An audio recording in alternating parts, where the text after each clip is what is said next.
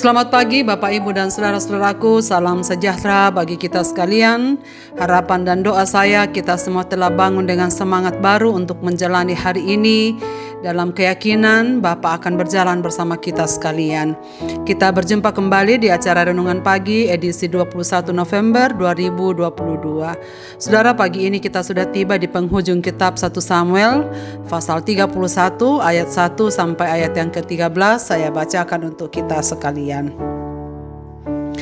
Sementara itu orang Filistin berperang melawan orang Israel. Orang-orang Israel melarikan diri dari hadapan orang Filistin dan banyak yang mati terbunuh di pegunungan Gilboa. Orang Filistin harus mengejar Saul dan anak-anaknya dan menewaskan Yonatan, Abinadab dan Malkisua, anak-anak Saul.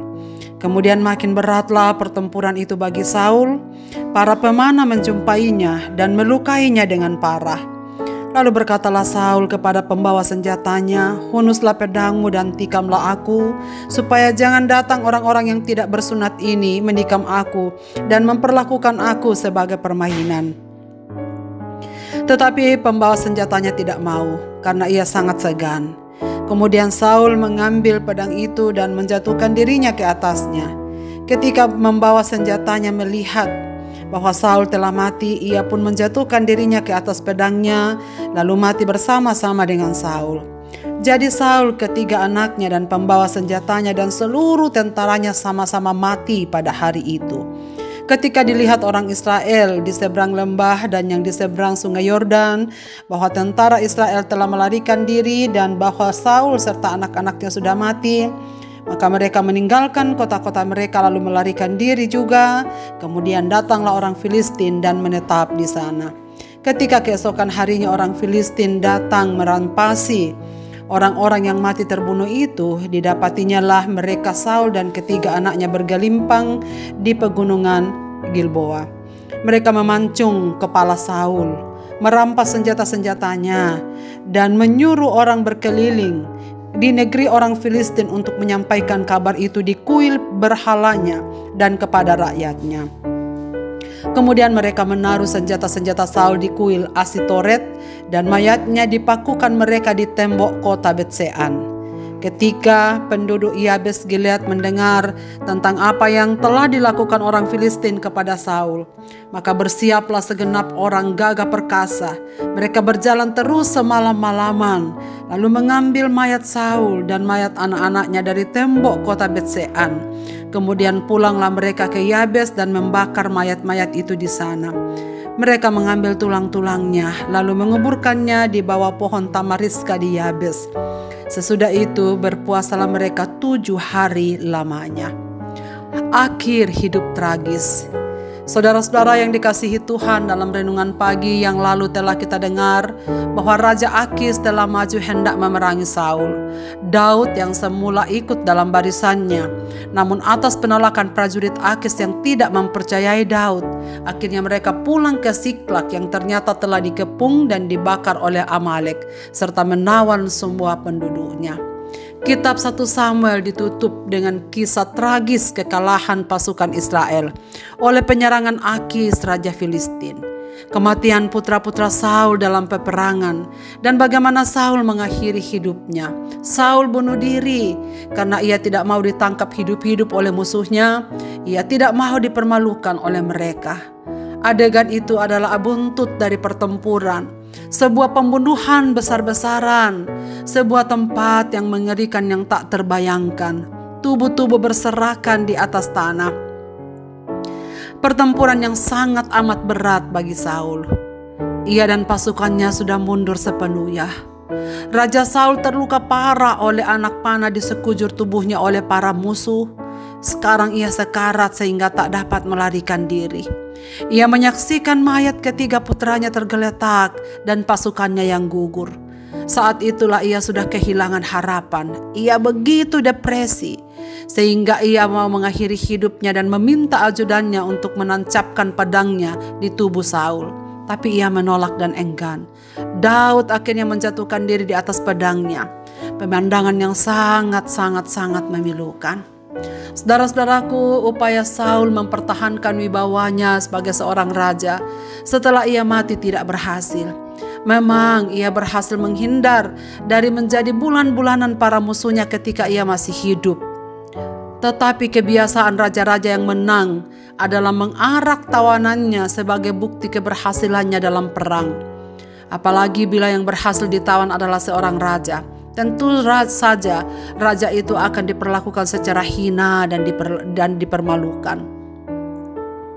Namun kita melihat bahwa setelah Saul mati pun, orang-orang Filistin tetap saja mempermalukan dia. Kepalanya dipancung dan diarak kemana-mana untuk menjadi bahan tertawaan dan hinaan penduduk musuh. Sedangkan mayatnya digantung di tembok kota. Dengan demikian, walau Saul sudah tidak dapat merasakan perbuatan sadis orang Filistin, tetap saja perlakuan tersebut merendahkan statusnya sebagai seorang raja. Syukur kepada Tuhan, ada rakyat yang masih setia dan hormat kepada Saul. Penduduk kota Yabes Gilead tak pernah lupa bahwa Saul pernah menolong mereka dari sikap kejam bangsa Amon, musuh mereka dalam pasal yang ke-11. Mereka lah yang dengan gagah berani menerobos masuk ke kota Filistin, merebut kembali mayat pahlawan-pahlawan Israel. Saul dan putra-putranya mendapatkan penghormatan yang semestinya. Saudara-saudaraku, kematian tragis yang terjadi pada Saul memberikan kita pelajaran yang amat penting. Betapa mengerikan kehidupan manusia bila yang dikejar hanya kekuasaan selama hidupnya. Bila yang dikejar hanya nama besar dan citra di mata manusia. Betapa mengerikan hidup yang dikuasai kebencian, iri hati dan dendam. Sejak Saul memilih hidup tidak takut pada Allah, Allah undur daripadanya. Tak ada lagi sukacita, damai sejahtera memerintah dalam hidupnya. Apa yang terjadi adalah tuaian dari apa yang ditaburnya sendiri. Saudara-saudaraku, kiranya kita dapat mengambil makna dari kehidupan Saul. Apakah yang dituliskan oleh keluarga, kerabat, anak cucu, rekan sekerja yang masih hidup di atas batu nisan kita? Dan apakah pidato pada hari kematian kita kelak? Bagaimana mereka membicarakan kita? Dan apa yang telah kita torehkan akan mereka ingat? Saudaraku, yang penting bukanlah bagaimana cara kita mati, tetapi bagaimana Tuhan menyambut dan menyapa kita. Yang penting adalah bagaimana kita mengakhiri hidup kita. Tetapi apa yang telah kita perbuat selama masa hidup kita, itulah yang menjadi penting. Marilah kita berdoa. Bapa di sorga, kami bersyukur dan berterima kasih dapat membaca kitab 1 Samuel. Dan hari ini kami sudah tiba di penghujung pasalnya. Dan kami sudah menemukan mutiara yang indah di dalamnya. Terima kasih ya Tuhan, walaupun kisah yang memilukan kepada seorang yang pernah Tuhan pakai, Raja Saul. Tuhan catatkan baik-baik dalam firman-Mu, tentu dengan maksud supaya kami belajar dari dalamnya. Kiranya Tuhan mengingatkan kami bagaimana kami harus hidup dengan baik, dalam kesetiaan dan dalam ketaatan kepada Tuhan sendiri. Tuhan, tolonglah kami dan ingatkanlah kami pada waktu kami sedang salah jalan. Dan biarlah hidup kami ini menjadi hidup yang berkenan kepada Tuhan. Memberi persembahan yang menyenangkan Tuhan dari setiap kata, perbuatan hingga tingkah laku kami. Ajarlah kami ya Tuhan untuk selalu memelihara diri kami dalam kerendahan hati dan ketaatan kepadamu. Kami berdoa untuk segenap pendengar renungan pagi ini. Tuhan, dimanapun mereka berada dan dalam keadaan apapun yang sedang terjadi. Mereka yang sedang menderita oleh karena berbagai-bagai bencana alam terjadi di musim penghujan ini. Ada banyak tempat-tempat yang harus terisolir oleh karena dampak dari tanah longsor dan berbagai-bagai keadaan sosial yang sangat menyedihkan. Banjir di mana-mana di beberapa daerah. Kami berdoa kepadamu Tuhan, kiranya Engkau memberikan jalan keluar kepada mereka semua. Dan kiranya Tuhan menolong para pemerintah setempat supaya dapat menolong warga dan memberikan keamanan kepada mereka di situasi yang sulit dalam hidup mereka. Kepada pendengar renungan pagi yang sedang dalam masa-masa duka, Tuhan hiburkanlah mereka.